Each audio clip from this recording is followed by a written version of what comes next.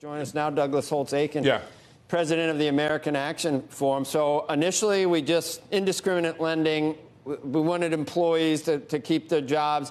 Everybody is involved. Does there come a time where you say some of these business models aren't going to survive and we're throwing good money at bad? And when I said that yesterday to Kevin, he said the capitalism has no conscience or compassion. It is what it is, that it allocates resources where they're treated best for a return.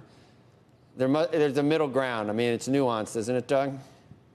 Yeah, I think there is a middle ground. I think the key is that in the first round of response to CARES Act, the theory of the case is there were no zombie companies. No one had done anything wrong. The pandemic hit, the customers went away, and so we indiscriminately handed out cash to keep workers attached to their firms, to keep those firms afloat for 2.5 months. But I think we're in a very different situation now. Looking forward, it's easy to identify some sectors where we're going to need some restructuring. Airlines aren't going to look the same. Restaurants aren't going to look the same. Leisure and hospitality in general is going to have to restructure. And that means you don't keep workers attached to those same firms. You have to get them to move elsewhere in the economy. And you don't want to make sure every restaurant survives. You need to have some way to allocate the capital in the economy. It's fine for the government to subsidize it, but you have to have the market picking who gets it. And it is time to have that enter into the equation more than it's been in the past. Steve, you think Joe? Do you think Adam Smith or Hayek or Milton Friedman?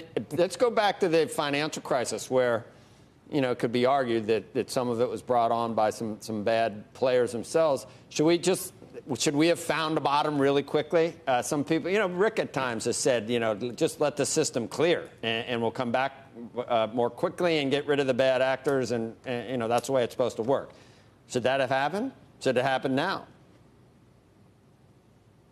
So I think this is very different than the financial crisis. The financial crisis was a self-inflicted wound where we really had some bad practices, bad products. But we didn't let it happen back then, Doug. We didn't. We didn't. I agree. I agree. Steve, I was actually. What do you think we should do, Steve, as our resident philosopher? Well, thank you. I actually have some thoughts on this, and my conversations with people like Doug yesterday and Glenn and all those folks got me thinking about this. So one idea which kind of incorporates what Kevin O'Leary is talking about is when you make somebody take a loan out and put equity in, that person is making a judgment or a statement on the viability of that business. If you have to pay it back, you'd think you would be thinking about whether or not the business itself is viable.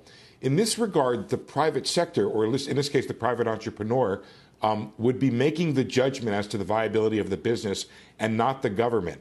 So what I have, this idea I have, and Adam Posen doesn't like this because he thinks people will just throw Hail Marys and take the loan out and default. But be that as it may, my idea is increasing equity requirements for government loans over time. The further we get from the pandemic, the more a person should have to put up, or a business should have to put up, for government assistance. This would let the private sector make the choice, but let the government continue to aid and help businesses that are viable. That's my thought. Sign me up for the Leaseman plan. I think that's exactly the right way to think about the problem. What it means in particular is the PPP no longer hands out loans and says they will be forgiven.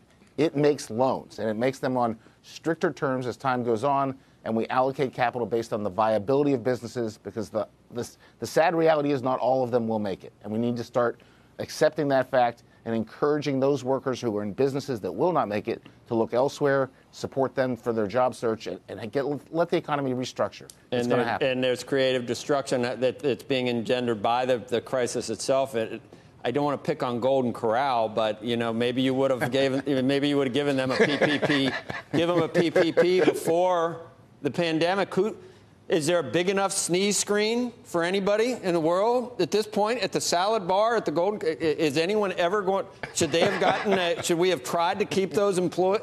You're laughing, but I mean seriously, and that's just one example of a lot of different businesses that may have made sense before the pandemic, Joe, but don't make sense now.